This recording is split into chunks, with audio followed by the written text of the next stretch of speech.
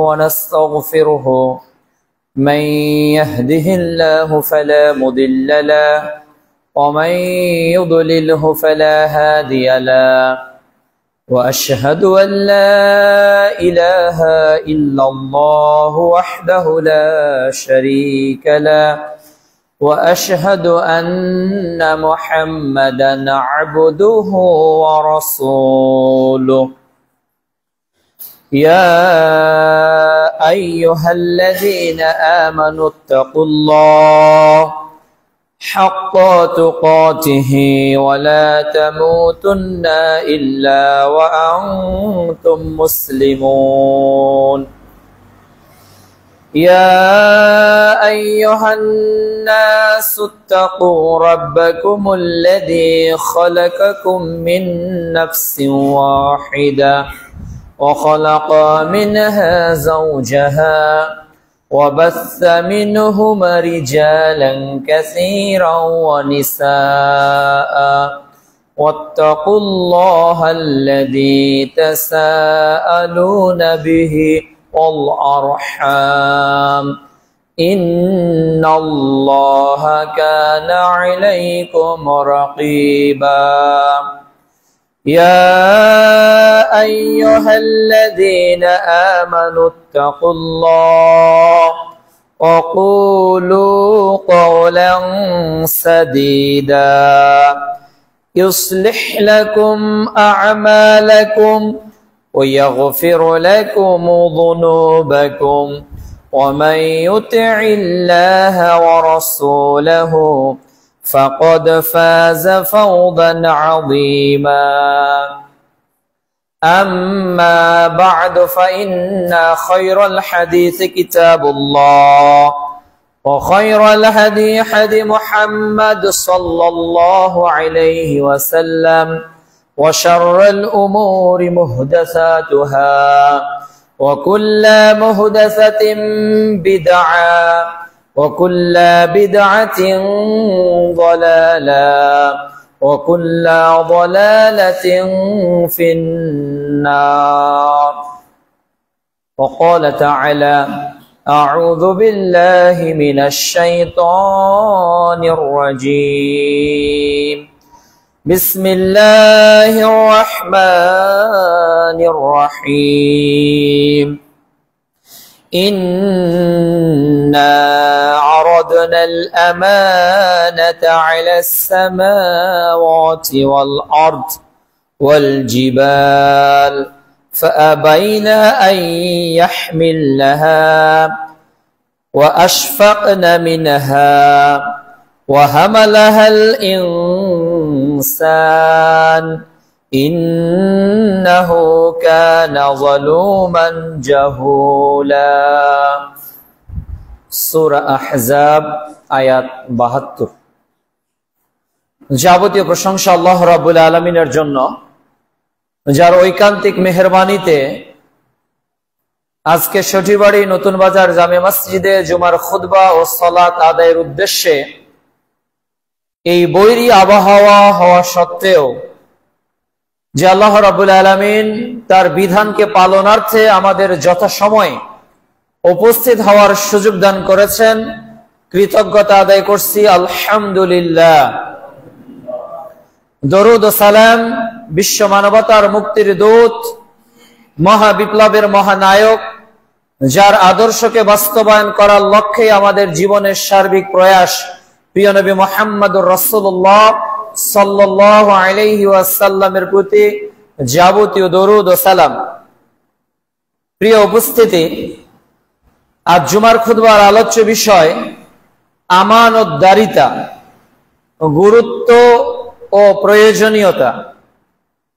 উক্ত শিরোনামে পবিত্র কোরআন ও বিশ্বনবীর মুখ মিশ্রিত বাণী থেকে এক প্রামাণ্য আলোচনা উপস্থাপন করার চেষ্টা করব ইনশাআল্লাহুল আজিজ। রব্বিশ রহলি সাদরি ওয়া ইয়াসসির লি আমরি ওয়াহলুল উকদাতাম মিন লিসানি ইয়াফকাহু কওলি। গোটা বিশ্বে মুসলমানদের পতনের যত রূপরেখা তৈরি হয়েছে, এটাকে যদি এক কথায় প্রকাশ করতে আমরা চাই, তাহলে আমরা বলবো আজকে মুসলমানদের আমানতদারিতা থেকে মুসলমান আজকে অনেক দূরে অবস্থান করছে।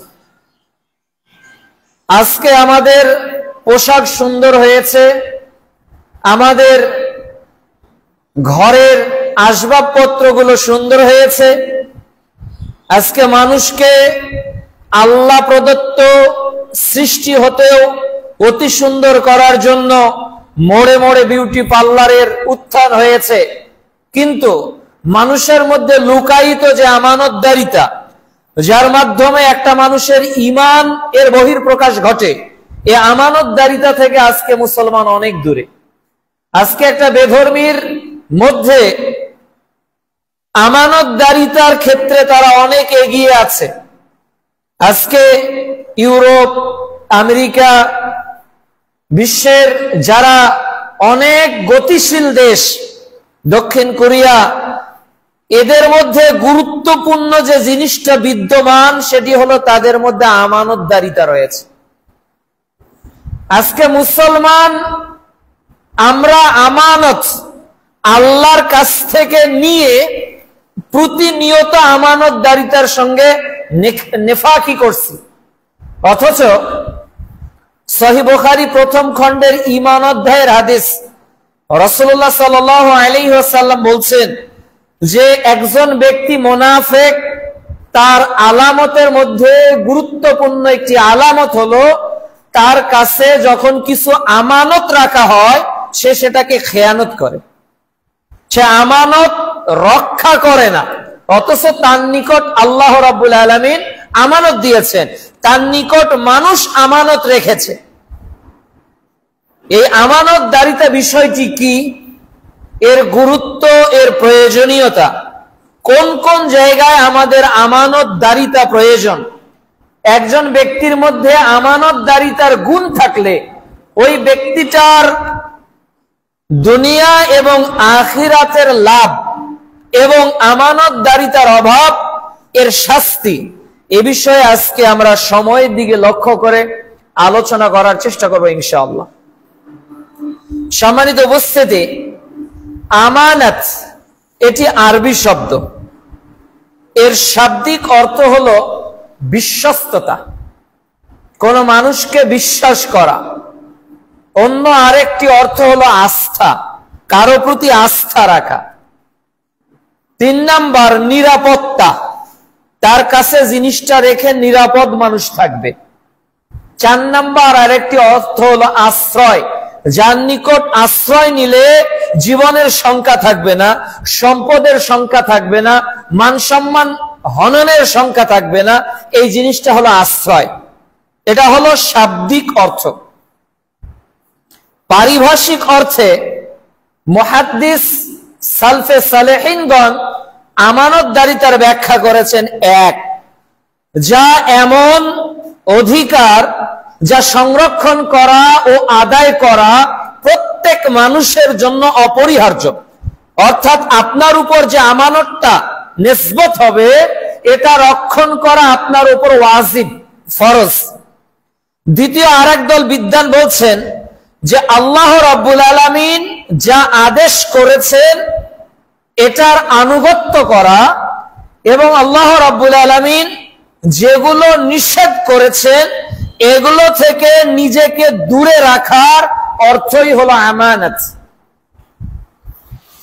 ইমাম কুরতুবী রাহিমাহুল্লাহ তিনি ব্যাখ্যা করেছেন আমানতের, যে দিনের মধ্যে যা কিছু রয়েছে সবটাই আমানত। অর্থাৎ ইসলাম বলতে যা কিছু বোঝায়, শরীয়ত বলতে যা কিছু বোঝায়, পুরোটাই আল্লাহর পক্ষ থেকে আমাদের জন্য আমানত। ইমাম ইবনে জাওজি রাহিমাহুল্লাহ আমানতদারিতার কোরআনের ব্যাখ্যা অনুযায়ী 3 ভাগে বিভক্ত করেছেন। অর্থাৎ আল্লাহ সুবহানাহু ওয়া তাআলা কোরআনুল কারীমে আমানতদারিতাকে 3 ভাগে ভাগ করেছেন। 3 ধরনের আয়াত কোরআনুল কারীমে আমানতদারিতার ক্ষেত্রে পাওয়া যায়।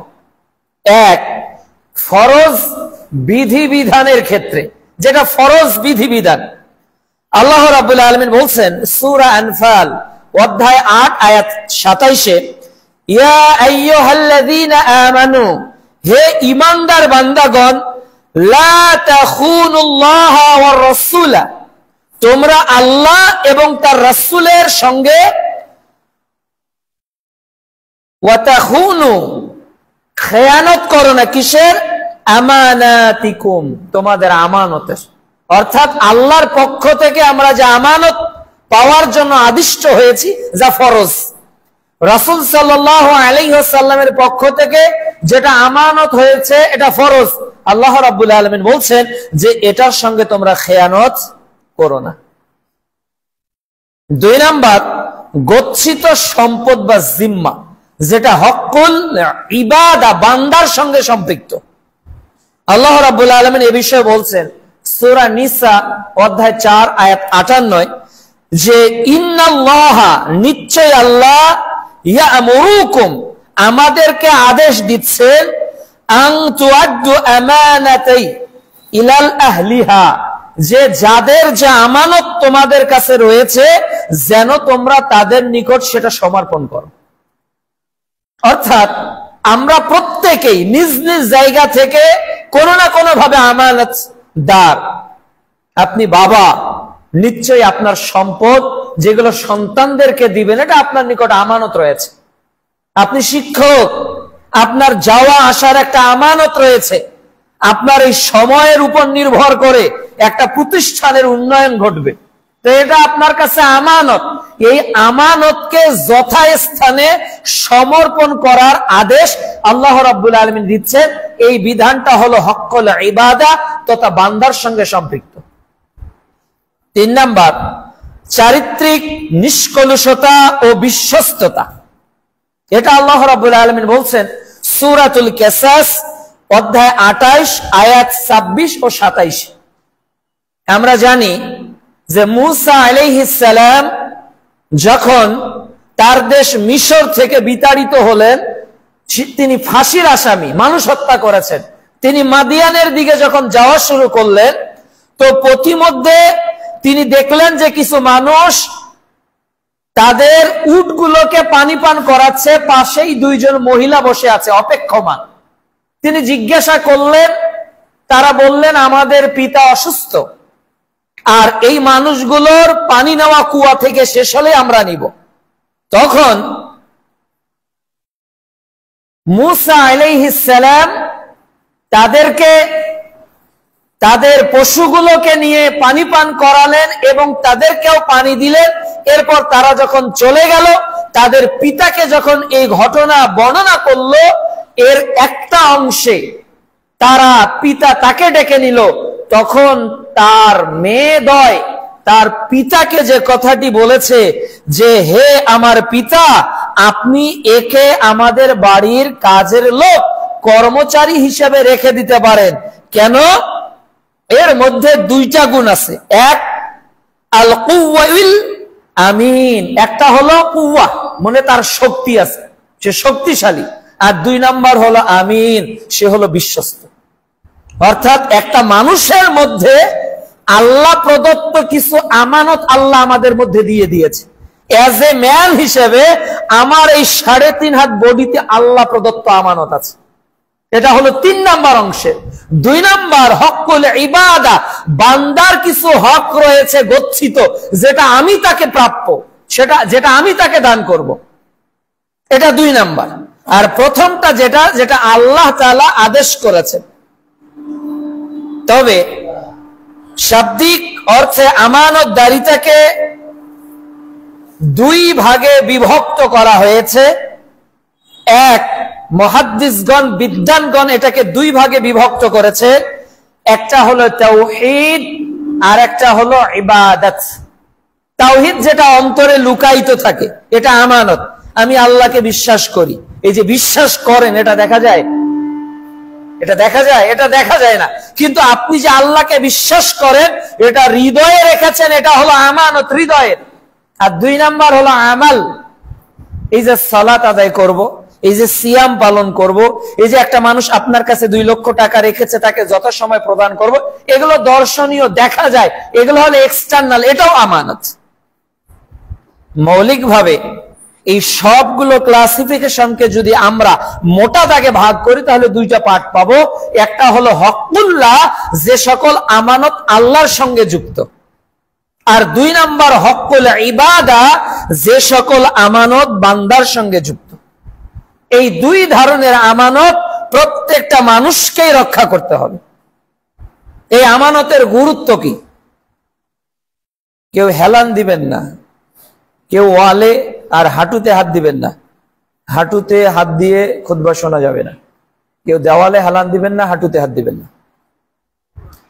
আমানতের গুরুত্ব এবং তাৎপর্য কি? আল্লাহ সুবহানাহু ওয়া তাআলা, হাঁটুতে হাত দেওয়া বলতে আমি বোঝাচ্ছি যে 3 মাথা, মানে হাঁটুতেই হাত দেওয়া যাবে না বিষয়টা কিন্তু এমন নয়, মানে 3 হাঁটু একত্রিত করে ধরে যেটা হয়, আবু দাউদের ভাষায় এটা 3 মাথা হয়েছে, এভাবে খুতবা শোনা যাবে না। আমানতের গুরুত্ব কি? আল্লাহ সুবহানাহু ওয়া তাআলা আসমান জমিন সৃষ্টি করার আগেই আমাদের নিকট ঘোষণা নিয়েছেন।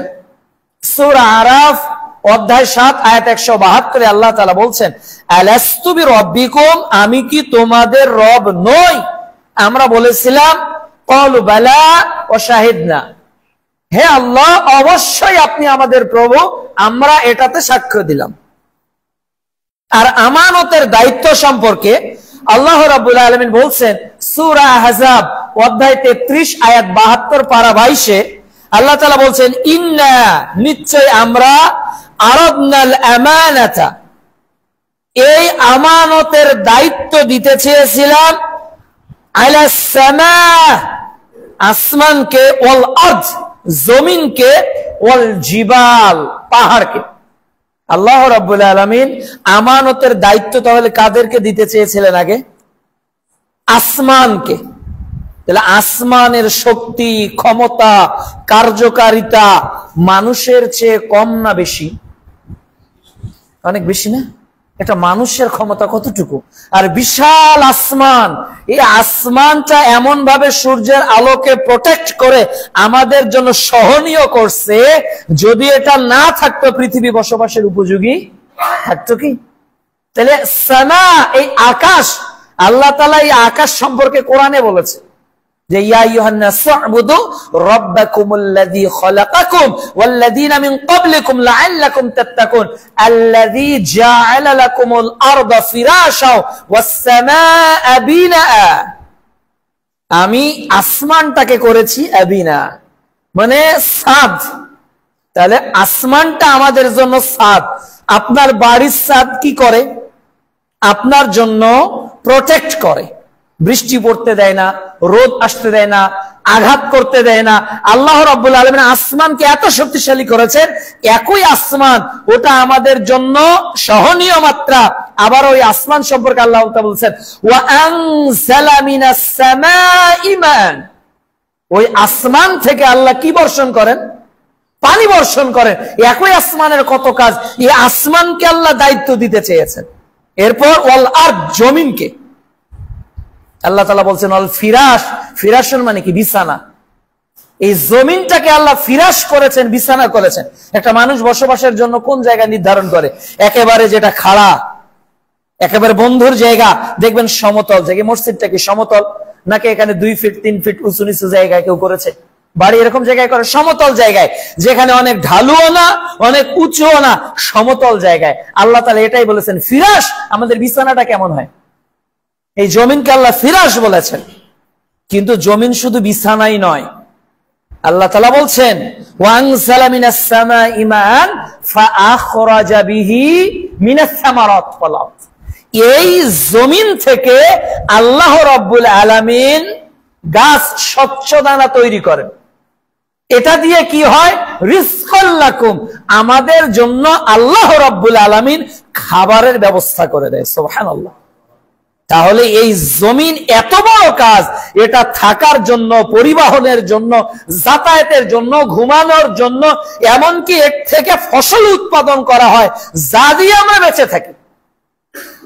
এই বিশাল বড় একটা স্থানকে আল্লাহ দায়িত্ব দিতে চেয়েছে। ওয়াল জিবাল, আল্লাহ কোরআনে জিবালকে পেরেক বলে নাই, পাহাড়গুলো হলো পেরেক। এই পৃথিবী যাতে অ্যাবনর্মাল হয়ে না যায়, অস্বাভাবিক অ্যাটিটিউড না করে, পৃথিবী যাকে মানে হেলে না পড়ে, এজন্য আল্লাহ তাআলা এই পাহাড়গুলোকে পেরেক হিসেবে উল্লেখ করেছে। এই বিশাল বিশাল সৃষ্টিকে আল্লাহ তাআলা এই আমানাতের দায়িত্ব দিলেন, কিন্তু কিন্তু তারা বলল আহমিল্লাহ, না না না এটা সম্ভব না, অস্বীকার করলো। আর কি করলো? ওয়া আশফাকনা মিনহা, তারা ভীত হলো, ভয় পালো যে না এই দায়িত্ব যদি এসেই যায় তাহলে আমাদের বিপদ। তারা এই দায়িত্ব পেলে কি করতো ওটা আল্লাহু আ'লাম। তারা কিভাবে আল্লাহর ইবাদত করতো, তাদের সিস্টেম ভিন্ন থাকতো। ফেরেশতাদের একরকম ইবাদত, ইনসানের আর এক রকম ইবাদত। কিছু ফেরেশতা সিজদাই করতেছে, কিছু ফেরেশতা আল্লাহর জিকিরে করতেছে, কিছু ফেরেশতা আসমানের দায়িত্বে, কিছু ফেরেশতা রিজিক বন্টনের দায়িত্বে। এটা আল্লাহর সিস্টেম। আল্লাহ কিভাবে আসমানের ইবাদত নিতেন, জমিনের ইবাদত নিতেন, পাহাড়ের ইবাদত নিতেন, আল্লাহু আ'লাম। তবে তারা দায়িত্ব নিতে অস্বীকৃতি জানিয়েছে। এরপর আল্লাহ তাআলা বলছেন যে ওয়া হামালাহাল ইনসান, মানুষ এটা গ্রহণ করলো। মানুষ বলল আল্লাহ দেন, আমি পারবো, আমরা পারবো।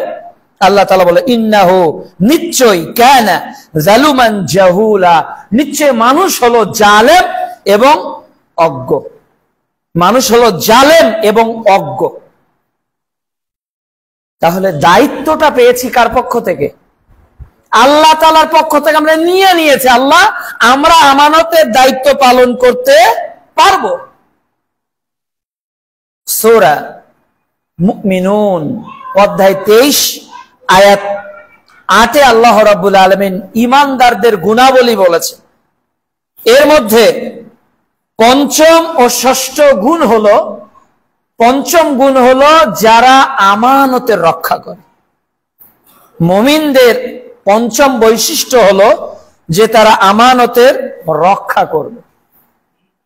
এরপর এই আমানতের গুরুত্ব সম্পর্কে রাসূলুল্লাহ সাল্লাল্লাহু আলাইহি ওয়াসাল্লাম এত গুরুত্ব দিয়েছেন, তিনি বলছেন যে কোন ব্যক্তির মধ্যে আরবাউন, যদি চারটা জিনিস থাকে, ইযা কুন্না ফিকা ফালা আলাইকা মা ফাতাকা মিনাদ দুনিয়া, এই চারটা গুণ যদি তার মধ্যে থেকে যায়, দুনিয়ার আর কোনো কিছুই যদি তাকে না দেওয়া হয়, এই চারটা গুণই তার জন্য যথেষ্ট হয়ে যাবে। সুবহানাল্লাহ। দুনিয়াতে আপনি ডাক্তার না, ইঞ্জিনিয়ার না, প্রফেসর না, উকিল না, ব্যারিস্টার না, আপনার কোনো জায়গা সম্পদ নেই, আপনি একেবারেই সাধারণ মানুষ, কিন্তু চারটা গুণ যদি আপনার থাকে তাহলে কোনো কিছু আপনার পরোয়া করার দরকার নেই। এর এক নাম্বার গুণ হলো হিফজুল আমানাহ, আমানতের হেফাজত করা। আল্লাহ রাব্বুল আলামিন আমাদের যে আমানত দিয়েছে এর মধ্যে এটা হেফাজত করা। এরপর এই হাদিসটি রয়েছে মুসনাদে আহমদের 6652 এবং মিশকাতুল মাসাবির 5222 নম্বর হাদিস। এরপরে রাসূল সাল্লাল্লাহু আলাইহি ওয়াসাল্লাম অন্য বর্ণনায় বলেন যে রাসূল সাল্লাল্লাহু আলাইহি ওয়াসাল্লাম এমন কোন খুতবা দিতেন না যে জায়গায় তিনি এটা বলতেন না। অর্থাৎ তিনি যে খুতবাই দিতেন তার খুতবার অংশে একটা জিনিস থাকত। কি জিনিস সেটা? বাইহাকিতে এসেছে 4045 নম্বর হাদিস এবং মিশকাতুল মাসাবি প্রথম খণ্ডে কিতাবুল ঈমান অধ্যায়ের 35 নম্বর হাদিস। রাসূল সাল্লাল্লাহু আলাইহি ওয়াসাল্লাম বলছেন, লা ঈমানা লিমান লা আমানা, ওই ব্যক্তির ঈমানই নেই যার মধ্যে আমানতদারিতা নেই। এমন কোন খুতবা মুহাম্মদ সাল্লাল্লাহু আলাইহি ওয়াসাল্লাম দিতেন না। প্রায় খুতবায় তিনি কি বলতেন? যার মধ্যে আমানতদারিতা নেই, তার কি নেই? ঈমান নেই। তাহলে মানুষের ঈমান নির্ভর করে, ঈমানের অপর নাম তাহলে কি বলতে পারি? আমানতদারিতা। যার আমানতদারিতাতেই না, তার মধ্যে ঈমানই নেই। এরপর দেখুন রাসূলুল্লাহ সাল্লাল্লাহু আলাইহি ওয়াসাল্লাম মক্কার কাফেরদের নিকট কতটা আমানতদার ছিলেন। তাকে তারা নবী হিসেবে মানেনি, কিন্তু মক্কায় যখন তিনি 13 বছর নির্যাতিত হচ্ছেন, এরপরেও কাফেরের সম্পদ রাসূল সাল্লাল্লাহু আলাইহি সাল্লামের কাছে গচ্ছিত ছিল কিনা? অথচ তারা তাদেরকে তায়েফে মারতেছে রাসূল সাল্লাল্লাহু আলাইহি সাল্লামকে, এরপরেও কোন কোন কাফের মনে করতেছে না এই মক্কার বুকে কেউ যদি আমানতদার থেকে থাকে এটা মুহাম্মদ বিন আব্দুল্লাহ ছাড়া আর কেউ না। একটা কাফের আমাদের নবীর উপর যতটা আস্থাশীল ছিল, আজকে এক মুসলমান আর এক মুসলমানকে এতটা বিশ্বাস করে কি? আপনি কি চাইবেন একজনকে 1 লাখ টাকা ধার দিতে এমনিতেই?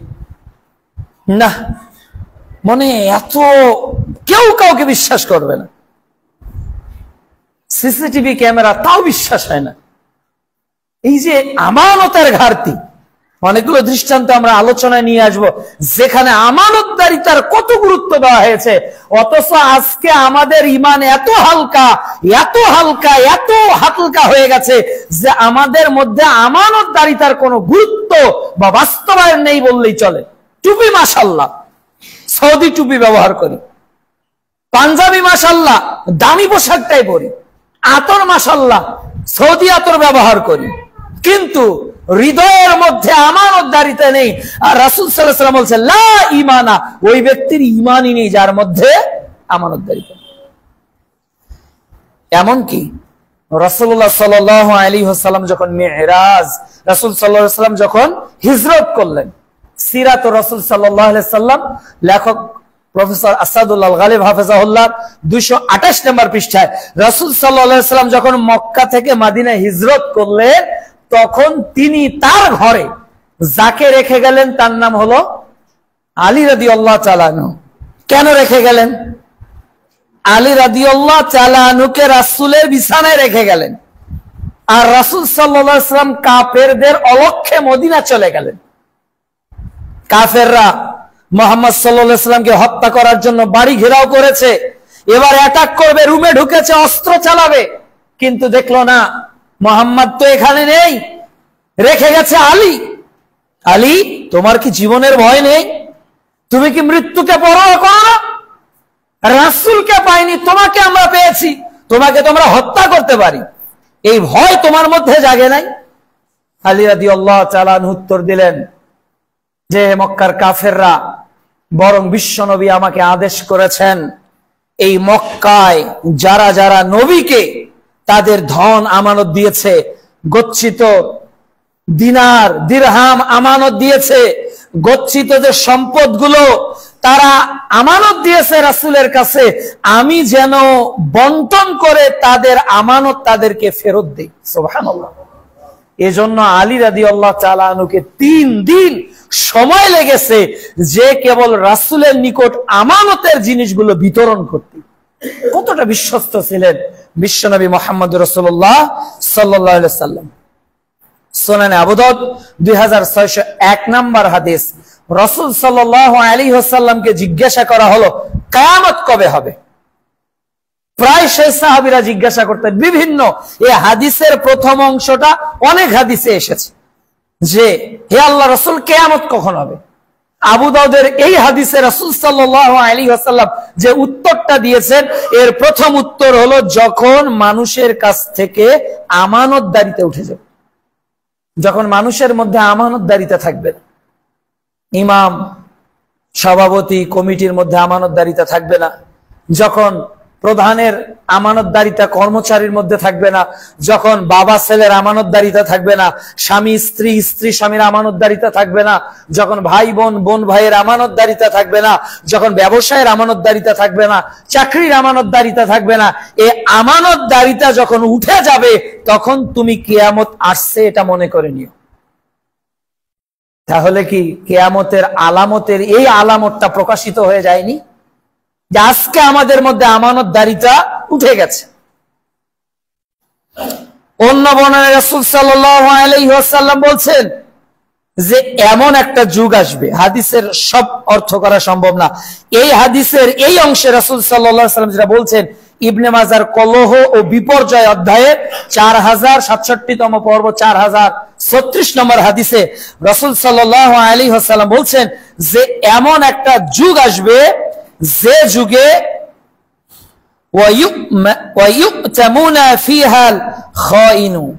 যে যুগে আমানত যিনি রক্ষা করবেন তাকেই বলা হবে খেয়ানতকারী। যে লোক আমানতদার, বিশ্বস্ত, মানুষ আজকে তাকেই বিশ্বাস করবে না। আর যে লোক যত চাপাবাজি করে ব্যবসা করতে পারবে, যে ভাই আমার দোকানের মতো টাটকা মাছ আর সঠিবাড়ি বাজারের কোথাও নেই, কারণ আপনি বিশ্বাস করে নিয়ে গেলেন সন্ধ্যার পর, এখন বাড়ি নিয়ে গিয়ে দেখেন যে মাছ এমন পচে গেছে যেটা রান্নার উপযোগী না, অথচ সঠিবাড়ির লোকটা মাছওয়ালাটা কি বললো যে আমার মতো টাটকা মাছ আর কারো বাজারে নাই। তাহলে সে কি তার আমানত রক্ষা করতে পারলো? অথচ যে আমানতদার তাকে খেয়ানতকারী বলা হবে।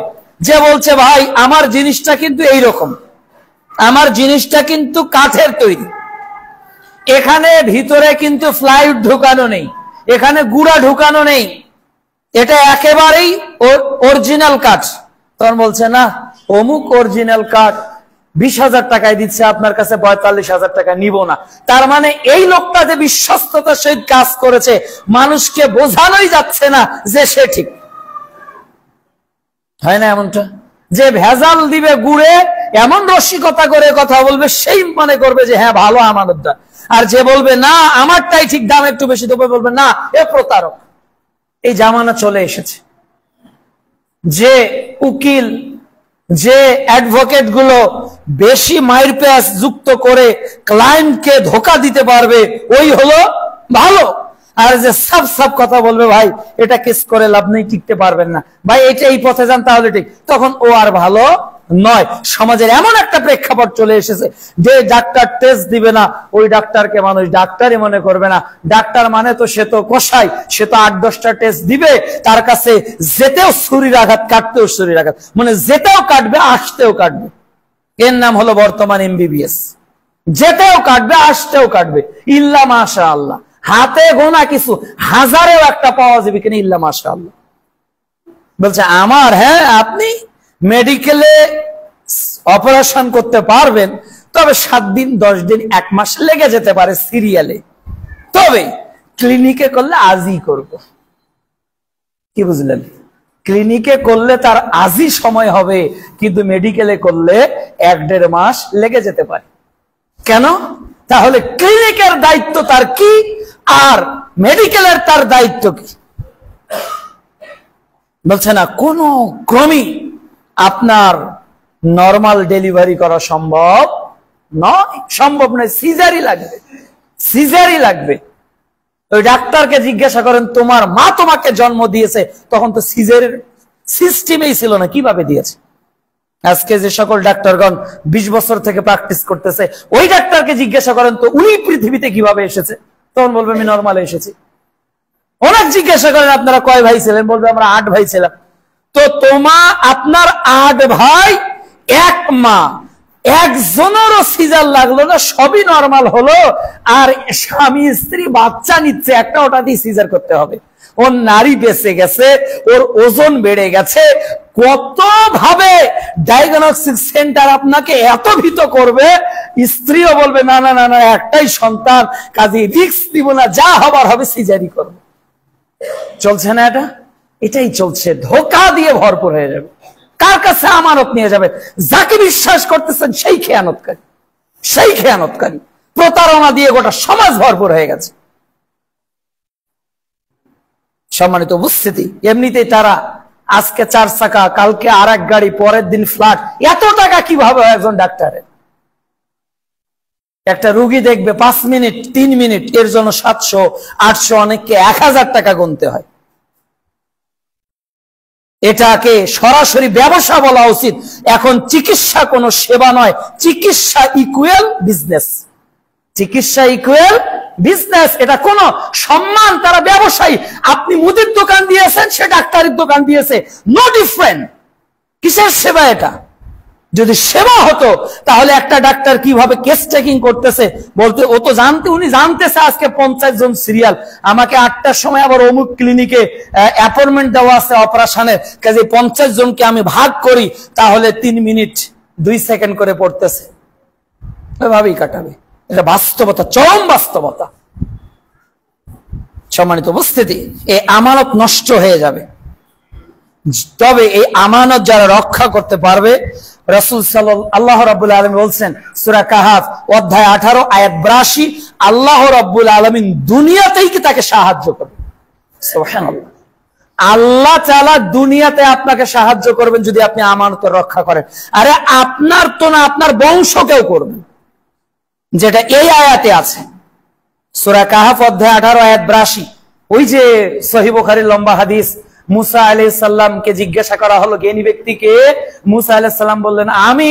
তখন আল্লাহ অসন্তুষ্ট হয়ে গেলেন, মুসা তুমি জ্ঞানী না, তোমার চেয়ে আরেকজন জ্ঞানী আছে। হইতে যেতে থাকলো দুইজন, মুসা আর কে? খিজির। তো সর্বশেষ তারা একটা গ্রামে ঢুকলো, কিছু খাবার চাইলো, তারা দিল না।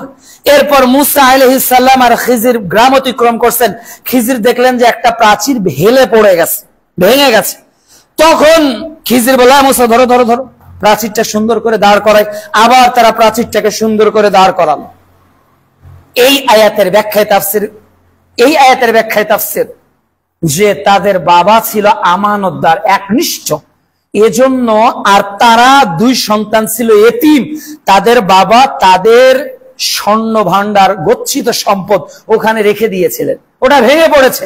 প্রতিবেশীরা কিছুদিন পর জানতে পারবে, ওদেরকে হয়তো মেরে নিয়ে নিতে পারে। এই জন্য আল্লাহ রাব্বুল আলামিন পিতা আমানতদার থাকার কারণে দুনিয়ার এমন মানুষ দিয়ে রক্ষা করলেন, একজন হলেন কালিমুল্লাহ আর একজন হলেন ওই কালিমুল্লাহর কে শিক্ষা দেওয়ার জন্য খিজির, যাকে ওস্তাদ হিসেবে আল্লাহ পাঠিয়েছে। সুবহানাল্লাহ। তাহলে এই শ্রেষ্ঠ দুইজন ব্যক্তি দিয়ে আল্লাহ কার সম্পদ রক্ষা করলেন ভাই? ইয়েতিমের সম্পদ রক্ষা করলেন। কেন? তার পিতা আমানতদার ছিল। এরপর আরো একটি হাদিস এসেছে, সহিহ বুখারীতে এসেছে, বাইহাকিতে এসেছে, যে রাসূল সাল্লাল্লাহু আলাইহি ওয়াসাল্লাম বলছেন, বাইহাকির 4870 নম্বর হাদিস, কেউ যদি আমানতের রক্ষা করতে পারে তার বিনিময় হলো রাসূল সাল্লাল্লাহু আলাইহি ওয়াসাল্লাম তার জন্য জান্নাতে যাওয়ার জিম্মাদার। আপনি আপনার আমানত রক্ষা করবেন, আপনাকে জান্নাতে নিয়ে যাওয়ার জন্য জিম্মাদার হলেন মুহাম্মদুর রাসূলুল্লাহ সাল্লাল্লাহু আলাইহি ওয়াসাল্লাম। আমানতের ক্ষেত্রসমূহ, আমানতের অনেকগুলো ক্ষেত্র রয়েছে। আমরা আজকের আলোচনায় 3 থেকে 4টি ক্ষেত্র নিয়ে হয়তো আলোচনা করার সময় পাবে, একেবারে অল্প সময়। 1 নাম্বার হলো দ্বীন ও ইবাদতের ক্ষেত্রে আমানত। আমানতের 1 নাম্বার পর্যায় হলো দ্বীনের ক্ষেত্রে আমানত। আল্লাহ আপনাকে যে দ্বীন দিয়েছে, এই পূর্ণ দ্বীনকে রক্ষা করার দায়িত্ব প্রত্যেক মুসলমানের। এটা আপনার উপর আল্লাহর ন্যস্ত আমানত। সূরা ইমরান অধ্যায় 3 আল্লাহ রাব্বুল আলামিন বলছেন, ইন্নাদ-দীনা ইনদাল্লাহিল ইসলাম, আল্লাহর নিকট একমাত্র জীবন বিধান, এর নাম ইসলাম। আর এই আমানত রক্ষার জন্যই মানুষ সৃষ্টি। সূরা জারিয়াত অধ্যায় 51 আয়াত 56, ওয়ামা খালাকতুল জিন্না ওয়াল ইনসা ইল্লা লিয়াবুদুন, আমি জিন ও ইনসানকে একমাত্র সৃষ্টি করেছি ইবাদত, আর ইবাদত মানে আমানত। আল্লাহ যা কিছু দিয়েছে আমানত, যে আমানতের কথা প্রতিদিন আমরা বলি, ইয়াকা না'বুদু, আমরা একমাত্র তোমার দাসত্ব করি। এই দাসত্বের আমানত, এই ইবাদত ও দ্বীনের আমানত প্রত্যেককেই লাগবে। অর্থাৎ আপনার ইবাদতে শিরিক থাকবে না, আপনার আমলে বেদাত থাকবে না। এটা হলো দ্বীন, ইসলামের আমানত।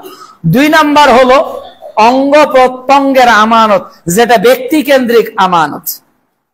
এই হাত, পা, চোখ, কান, মাথা, এগুলো স্রষ্টা কে? আল্লাহ না? তো এগুলো কি আপনাকে অটোমেটিক আল্লাহ দিয়েছে? আপনি পেয়ে গেছেন, আর আপনার কিছু আদায় করতে হবে না। একজন তো পায়নি যে অন্ধ, একজন তো পায়নি যে বোবা, একজন যে পায়নি যে বধির, একজন তো পায়নি যে নুলা, একজন সে পায়নি সে তো পঙ্গু, একজন সে পায়নি সে তো হিজড়া, একজন সে পায়নি সে তো জন্ম থেকে প্রতিবন্ধী। আছে না পৃথিবীতে অনেক মানুষ? তো কেন আপনি সুস্থ? কেন আপনার হাত আল্লাহ দিলেন? কেন চোখ দিলেন? কেন চর্ম দিলেন? এগুলো কিছুই না। সূরা তাকাসুর পারা 30 অধ্যায় 108 আয়াত 8 আল্লাহ রাব্বুল আলামিন বলেন, সুম্মা লাতুসআলুন্না ইয়াওমা ইযিন আইনিন নাঈম। ওই দিন আল্লাহ তাআলা সর্বপ্রথম যে নিয়ামত, যে আমানত সম্পর্কে জিজ্ঞাসা করবে, এটা হলো আল্লাহ কি কি নিয়ামত আপনাকে দিয়েছে। এটা বিষয়ে অবশ্যই আমরা জিজ্ঞাসিত হব। এই বিষয়ে কয়েকটা দলিল আমরা জেনে নেই।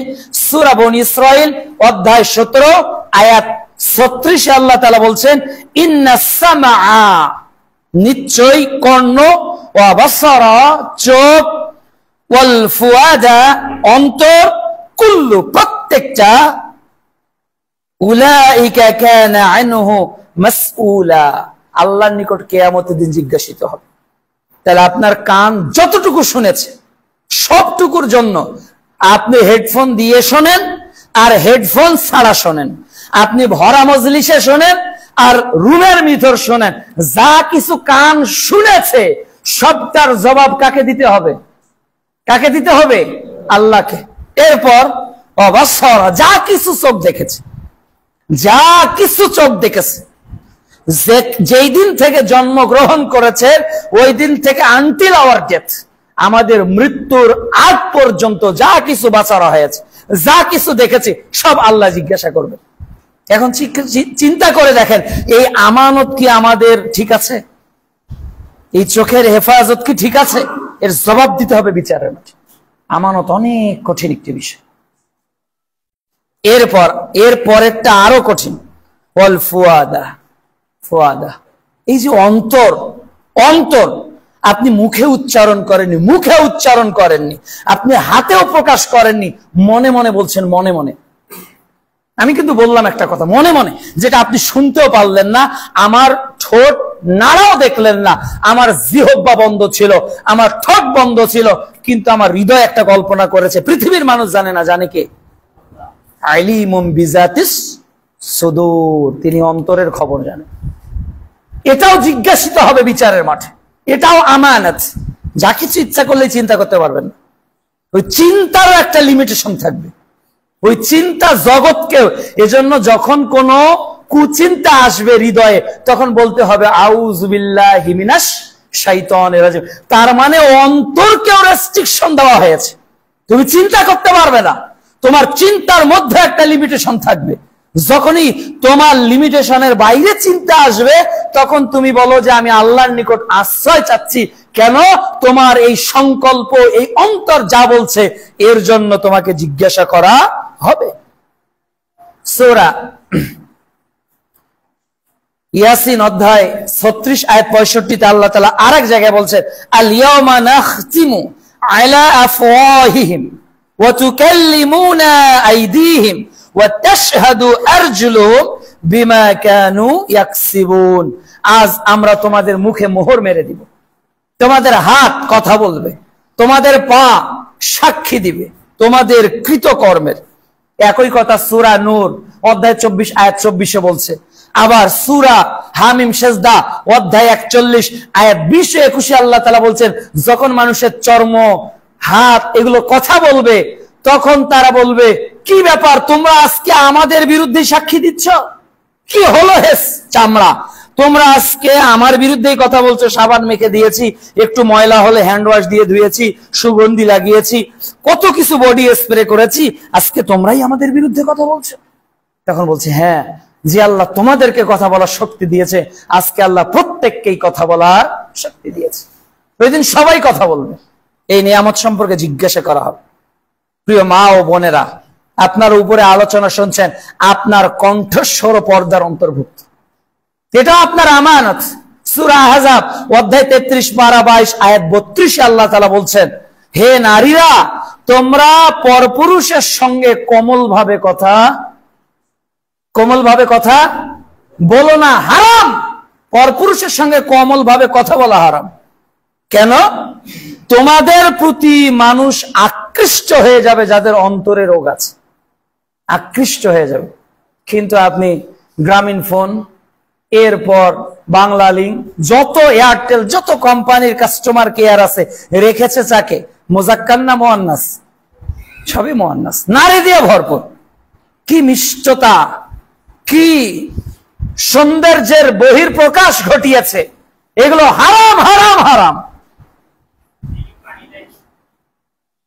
এমন কি বাংলাদেশে পুরুষই নেই, বাংলাদেশে পুরুষই নেই। কেন? আপনি ফোন দিয়েছেন আরেকজনকে, তো ওই লোকটা আরেকজনের সঙ্গে কথা বলতেছে, তখন কি বলে? আপনি ফোন দিয়েছেন কিন্তু আপনি বুঝতেছেন ওই লোকটা আরেকজনের সঙ্গে কথা বলতেছে, তখন একটা কথা বলে, সেটা হলো যে এই মুহূর্তে ওয়েটিং। কে বলছে? পুরুষ না নারী? একজন নারী বলছে। আপনার মোবাইলটা যাকে ফোন দিয়েছেন তার নাম্বার বন্ধ। এই বন্ধ যে রয়েছে এই 15 সেকেন্ড ধরে কে বলছে? একজন নারী বলছে। আপনি যাকে ফোন দিয়েছেন সে ব্যস্ত, এখন ব্যস্ততার কথা কে বলছে? একজন নারী বলছে। যাকে ফোন দিয়েছেন ওই নাম্বারটা ব্যবহার এখন হচ্ছে না, এই কথাটাও কে বলছে? নারী বলছে। অথচ নারীর এই কণ্ঠস্বর আল্লাহ তাআলা পর্দার সঙ্গে উল্লেখ করেছে। এটা হারাম, কথা বলতে পারবেন না। অথচ দুলাভাইয়ের সঙ্গে শালী কথা বলছে, ভাবির সঙ্গে দেবর কথা বলছে, কি মিষ্টতা তাদের মধ্যে। হারাম এগুলো। এরপর আল্লাহ তাআলা বলছে তুমি বাড়িতে থাকো, বাইরে বের হয়ো না। এটা পরের আয়াত, সূরা আহজাব অধ্যায় 22 পারা 22 অধ্যায় 33 আয়াত 33। তাহলে এই যে আমানত আপনারা কতটুকু রক্ষা করতে পারেন? আপনার জবান দিয়ে আপনার কোন চাচাতো ভাই, খালাতো ভাই, মামাতো ভাই, যে কেউ হোক, যে গায়রে মুহাররম, তার সঙ্গে কখনোই কমল কণ্ঠে কথা বলা যাবে না। এটা আল্লাহ রাব্বুল আলামিন নিষেধ করেছে। সম্মানিত উপস্থিতি, এইভাবে এটা হলো আপনার অঙ্গ প্রত্যঙ্গের আমানত। এগুলো যদি রক্ষা না করেন তাহলে বিচারের মাঠে জিজ্ঞাসিত হতে হবে। 3 নাম্বার হলো পারিবারিক আমানত। আমি স্বামী, আমার আমানত আছে না আমার পরিবারে? আমি বাবা, আমার পরিবারে আমানত আছে না? এই ক্ষেত্রে একটা হাদিস শুধু বলবো, মুসনাদ আহমদের 5372, যেটা মিশকাতুল মাসাবিতে এসেছে 3655 নম্বর হাদিস। রাসূল সাল্লাল্লাহু আলাইহি ওয়াসাল্লাম বলেন, সালাসা কদ হারামাল্লাহু আলাইহিল জান্নাহ, 3 প্রকার লোক আল্লাহর জান্নাতে যাবে না। এর মধ্যে 3 নাম্বার লোক হলো যারা আল্লাহর ওই আমানতকে খেয়ানত করেছে। তারা হলো আদ-দায়ুস আল্লাযী ইউকিররু ফি আহলিহি খাবাস, যারা তাদের পরিবারের অধীনস্থদের সম্পর্কে গাফেল, অসচেতন। এরা আমানতের রক্ষা করতে পারেনি, এরা আল্লাহর জান্নাতে প্রবেশ করতে পারবে না। সালাত, তাহাজ্জুদ, কোরআন তেলাওয়াত এগুলো কাজে আসবে না। আমানত আগে। ওই হাদিস আবার স্মরণ করাচ্ছি, আল্লাহ রাসূল সাল্লাল্লাহু আলাইহি ওয়াসাল্লাম এমন কোন খুতবা দিতেন না যে খুতবায় তিনি বলতেন না যার আমানতদারিতা নেই তার মধ্যে ঈমান নেই। আগে ঈমানের পর সালাত, আগে ঈমানের পর যাকাত। 4 নাম্বার সন্তান প্রতিপালনের আমানত। অনেক বাবা আছে, অনেক বিবাহিত নারী পুরুষ আছে যাদের ঘরে একটা ছেলে কিন্তু কোনো মেয়ে নাই। অনেক পরিবার রয়েছে যাদের মেয়েই শুধু হয়, ছেলে হয় না। কারো পরিবারে ছেলে মেয়ে উভয়ই আছে, কারো পরিবারে ছেলেও নেই মেয়েও নেই। তাহলে যাদের আছে তাদের আমানত হিসেবে আল্লাহ দিয়েছে। আল্লাহ রাব্বুল আলামিন আমাদেরকে জানিয়ে দিয়েছেন তার রাসূলের মাধ্যমে 1385 নম্বর হাদিস সহিহ বুখারীতে, যে কুল্লু মাউলুদুন ইউলাদু আলাল ফিতরাহ, প্রত্যেক আদম সন্তান ইসলামের উপর জন্মগ্রহণ করে। মা বাবাই তাকে ইহুদি বানিয়ে দেয়, নাসরা বানিয়ে দেয়, অগ্নি উপাসক বানিয়ে দেয়। তাহলে পিতামাতার আমানত কি? আল্লাহ রাব্বুল আলামিন সন্তান সন্ততিকে কি হিসাবে উল্লেখ করেছেন কোরআনে? সূরা তাগাবুন অধ্যায় 64 আয়াত 15 আল্লাহ তাআলা বলছেন, ইন্নামা আমওয়ালুকুম ওয়া আওলাদুকুম ফিতনাহ। ধন সম্পদ এবং আওলাদকে আল্লাহ ফিতনা বলেছে, পরীক্ষা বলেছে। অন্যত্র আল্লাহ তাআলা বলছেন সূরা মুনাফিকুন অধ্যায় 63 আয়াত 9, ইয়া আইয়ুহাল্লাযীনা আমানু লা তুলহিকুম আমওয়ালুকুম ওয়ালা আওলাদুকুম আন যিকরিল্লাহ। হে ঈমানদারেরা, তোমাদের ধন সম্পদ এবং পরিবার পরিজন যেন তোমাদেরকে আল্লাহ থেকে গাফেল না করে। যদি হও তাহলে তোমরা ক্ষতিগ্রস্ত হয়ে যাবে। সূরা তাহরিম অধ্যায় 66 আয়াত 6 আল্লাহ তাআলা বলছে, ইয়া আইয়ুহাল্লাযীনা আমানু, হে ঈমানদার বান্দাগণ, কু আনফুসাকুম ওয়া আহলিকুম নারা, তোমরা নিজে এবং তোমার নিজের পরিবারকে জাহান্নামের আগুন থেকে বাঁচাও। অনুরূপভাবে আল্লাহ তাআলা বলছেন যে ওয়া'মুর আহলাকা বিস-সালাহ ওয়াসবির আলাইহা, যে তুমি তোমার পরিবারকে সালাতের নির্দেশ দাও, আর ওয়াসবির আলাইহা, তুমি এর উপর নিজেও অবিচল থাকো, তাহলে কি হবে? লা নাসআলুকা, আমরা চাই না, রিজক, তোমাদের নিকট রিজিক আমরা চাই না, নাহনু, বরং আমরা, নারযুকুকা, তোমাকে রিজিক দিব। আল্লাহ তাআলা বলছেন যে আমরা তোমার নিকট রিজিক চাই না, তুমি কেবল ইবাদতের তারবিয়া তোমার সন্তানকে দাও, তোমার সন্তানের রিজিকের ব্যবস্থা কে করবে? আল্লাহ করবে। ওমা মিন দাব্বাতিন ফিল আরদ ইল্লা আলাল্লাহি রিজকুহা, যেটা সূরা হুদ অধ্যায় 11 আয়াত 6 আল্লাহ তাআলা বলছেন যে এই জমিনে এমন কোন প্রাণী বিচরণ করে না যার রিজিকের দায়িত্ব আল্লাহ নেননি। যদি আমানত রক্ষা করতে না পারেন সন্তানের, মেয়ে ছেলের, পরিবারের অধীনস্থদের, তাহলে কিয়ামতের দিন আপনার মেয়ে, আপনার ছেলে, আপনার স্ত্রী গার্ডিয়ানের বিষয়ে অভিযোগ দিবে। কি অভিযোগ? সূরা আহজাব অধ্যায় 33 আয়াত 67 এবং 68 তে আল্লাহ তাআলা বলছেন, ওয়াকালু, তারা সেদিন বলবে, রব্বানা ইন্না আতা'না সাদাতানা ওয়া কুবরা'ানা ফাআদাল্লুনা আস-সাবিলা। ওরা ওই দিন বলবে, হে আমাদের প্রতিপালক, আমরা আমাদের বড়দের, এই যে আমাদের বাপ বড় ছিল, মা বড় ছিল, বড় ভাই বড় ছিল, আমার অমুক কাজিন বড় ছিল, আমরা আমাদের বড়দের কথা শুনেছি, ও আমাদের যারা নেতা ছিল তাদের আনুগত্য করেছি, তারাই তো আমাদেরকে, ফাআদাল্লুনা আস-সাবিলা, ওরাই তো আমাদেরকে পথভ্রষ্ট করেছে। কে বলবে এটা? আপনার মেয়ে বলবে যে মেয়েটা পাখি জামা পরে বের হয়, হাত মোজা পা মোজা পরে না। ওয়াল্লাহি, আল্লাহর কসম করে বলছি, যত পিতার মেয়েরা পা মোজা পরে না, হাত মোজা পরে না, মুখ খোলা রেখে চলে, আল্লাহর কসম করে বলছি, এই কারণে যখন আপনি বাপ, আপনাকে জাহান্নামে যেতে হবে, আপনি মা, যখন এই কারণে আপনাকে জাহান্নামে যেতে হবে, তখন আপনার ওই বোরকা বিহীন মেয়ে আল্লাহর দরবারে বলবে, আল্লাহ, আমার বাপ আমাকে কখনো এইটা বলেনি, আনুগত্য আমি তো বাপের করেছি, মা 3 পিস পরেছিল, আমি আধুনিক যুগের মেয়ে, আল্লাহ আমি 2 পিস পরেছিলাম, ওরা তো আমাদের বড় ছিল, ফাআদাল্লুনা আস-সাবিলা, ওরাই তো পথভ্রষ্ট করেছে। এরপর কি বলবে তারা? রব্বানা আতিহিম যিফাইন মিনাল আযাব, যিফাইন মিনাল আযাব, আল্লাহ আমার বাপের শাস্তিকে দ্বিগুণ করেন, আমার চাচুর শাস্তিকে দ্বিগুণ করেন, আমার স্বামীর শাস্তিকে দ্বিগুণ করেন, আমার বড় ভাইয়ের শাস্তিকে দ্বিগুণ করেন, যারা আমাদেরকে পথভ্রষ্ট করেছে। কোনোদিনও পর্দার কথা বলেনি, কোনোদিনও বাপ আমি ছেলে মুখে দাঁড়িয়ে রাখতে বলেনি, বাপ আমি ছেলে টাকনুর উপর পোশাক পরতে বলেনি, বাপ আমি ছেলে ডিসলাইন কাটতে বলেনি। আল্লাহ, আমার বাপ, আমার মা, আমার বড়রা কোনদিনও আমাদেরকে এইগুলো কথা বলেনি। কাজেই যিফাইনি মিনাল আযাব, ওদের আযাবকে আরো দ্বিগুণ করেন। এরপর কি? ওয়া আনহুম লা'নান কাবীরা, আল্লাহ জাহান্নামের সবচেয়ে বড় লানত তাদের উপর। কে কার বিরুদ্ধে করবে? ছেলে বাপের বিরুদ্ধে। কে কার বিরুদ্ধে করবে? স্ত্রী স্বামীর বিরুদ্ধে। কে কার বিরুদ্ধে করবে? ছোট ভাই বড় ভাইয়ের বিরুদ্ধে। So be careful and attention how to pass your family life. কিভাবে আমরা আমাদের ফ্যামিলি লাইফ অতিবাহিত করতেছি এত সহজ না। শুক্র কিট ঢুকানোর নাম স্বামী নয়, একটা পরিবারকে নিয়ন্ত্রণ করার নাম হলো স্বামী। আলা কুল্লুকুম রাইন ওয়া কুল্লুকুম মাসউলুন আন রাইয়াতি। এত সহজ না জান্নাত। প্রস্তুত থাকতে হবে যারা এই আমানতের খেয়ানত করেছে। সম্মানিত উপস্থিতি, আল্লাহ রাব্বুল আলামিন যেন বিষয়গুলো আমাদেরকে বোঝার তৌফিক দান করেন। আল্লাহুম্মা আমিন। আজকে আমানতের এই 4টি অংশ থাকলো। প্রায় 15টি আমানতের উপর আলোচনা আছে। আমানতদারিতা এই বইটাতে লিখেছেন প্রফেসর ডক্টর মোহাম্মদ আসাদুল্লাহ আল গালিব। আমি তার থেকে মাত্র 4টি, তারপরও কিছু অংশ শুধু জাস্ট টাচ এন্ড পাসের মতো করে বললাম। এগুলো অনেক ব্যাপক আলোচনা। প্রত্যেক পরিবারের জন্য এই বইটি থাকা আমি মনে করি বাধ্যতামূলক। এবং একবার পড়ে বইটি কিছুই বুঝবেন না, 5 বার পড়ুন, 10 বার পড়ুন, বারবার পড়ুন। কেননা আমানতবিহীন কবরে গেলে বিপদ। একটু শুধু বলি, আমানতের একটা দৃষ্টান্ত বলি। দেখুন যে ওমর রাদিয়াল্লাহু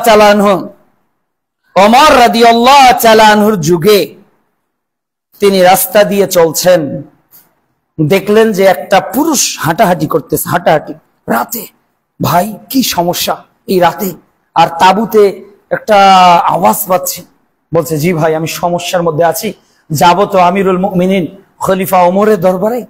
তো আমার স্ত্রী হলো প্রসব বেদনা উঠেছে, প্রতিমধ্যেই কি করবে বুঝতে পারতেছি না, কোন মেয়ে লোক নেই যে ধাত্রীর কাজ করবে। তখন ওমর রাদিয়াল্লাহু তাআলা নিজের পরিচয় দিলেন না, বললেন আচ্ছা ভাই আমি তোমার জন্য কিছু করার চেষ্টা করছি। কি দৌড়ে বাড়ি চলে গেলেন, গিয়ে তার স্ত্রীকে বললেন আল্লাহ তোমার জন্য নেকির একটা অফুরন্ত নিয়ামত দিয়েছে, চলো তুমি। স্ত্রীকে প্রস্তুত করলেন, যা যা কাপড় চোপড় প্রয়োজনীয় জিনিস নিয়ে নিলেন, এরপর নিজে আটার বস্তা কাঁধে তুললেন, এরপর স্বামী স্ত্রী চলছেন।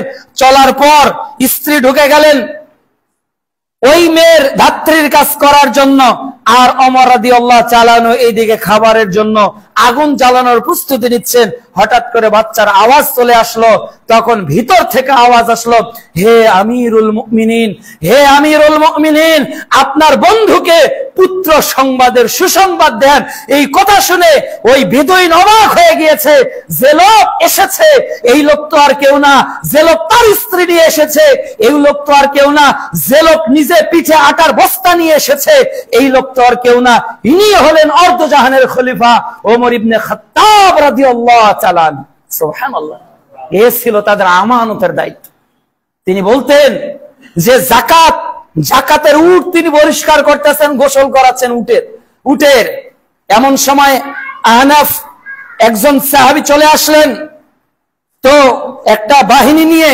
তখন ওমর রাদিয়াল্লাহু তাআলা বললেন, এ আহনাফ পোশাক খুলে ফেলো, সাদাকার উটগুলো আমরা একটু গোসল করিয়ে দেই, পরিষ্কার করিয়ে দেই। তো হানাফ বলছে, হে আমিরুল মুমিনিন সুবহানাল্লাহ, আপনি এটা কি করছেন? যারা এই জাকাতের হকদার, এই সাদকার উট যারা পাবে, ওই রকম কিছু গোলামকে বললেই তো হয়ে যেত, ওরা উটও পেত, ওরা পরিষ্কারও করত, কিছু গোলামকে ডাকলেই তো হতো। তখন ওমর ইবনে খাত্তাব বলতেছে, হে আহনাফ, এই জমিনের মধ্যে তুমি আহনাফ আর আমি ওমরের চেয়ে বড় গোলাম আর কে আছে? সুবহানাল্লাহ, কতটা তাদের মধ্যে আমানতদারিতা ছিল। আমরা তো মনে করি না, আমরা তো পদের লড়াই করি, কিন্তু পদের আমানতের জন্য আমাদের কোনো প্রচেষ্টা নাই, কোনো ভয় নেই। আমি সভাপতি, আমি সেক্রেটারি, আমি অমুক, আমি তমুক, এই পদের মোহ চলছে, কিন্তু এই পদের কারণে কতটা লাঞ্ছিত হতে হবে, অপমানিত হতে হবে। যাকে 2 জনের নেতৃত্ব দেওয়া হলো তাকে ছুরিবিহীন জবেহ করা হলো। আল্লাহ তাআলা যেন বিষয়গুলো অনুধাবন করার তৌফিক দান করেন। আলহামদুলিল্লাহ।